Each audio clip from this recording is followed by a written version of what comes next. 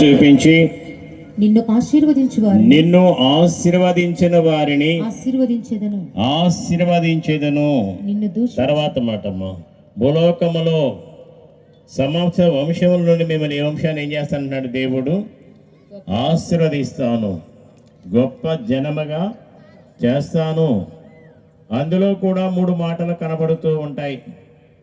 ఏమిటా ఆశీర్వాదం? అబ్రహాం గారు చూస్తే దేవుని తన ఏర్పాటులో మొట్టమొదటిగా గొప్ప విందు, నిరీక్షణ విందు.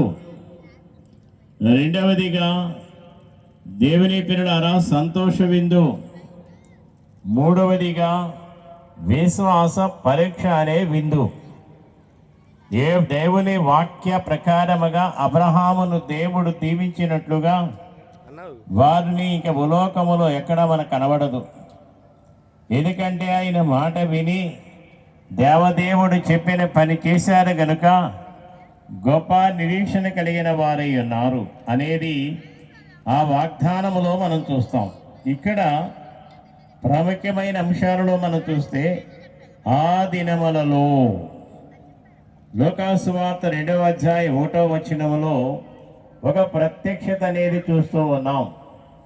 ఈనాడు ప్రత్యక్షతలు లేకుండా ఎవరు దేవుని దగ్గరకు రాలేరు.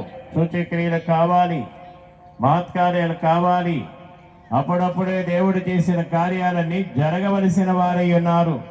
ఒకసారి ఆ వాక్యం మనం చూద్దాం. దేవుని ఏర్పాటు లూకాసు వార్త 2వ అధ్యాయము 1వ వచనములో మనం జాగ్రత్తగా గమనించిన వారమైతే చూడండి, అందరూ కూడా ఆ దినములలో సర్వలోకమునకు ప్రజా సంఖ్య వ్రాయవలెనని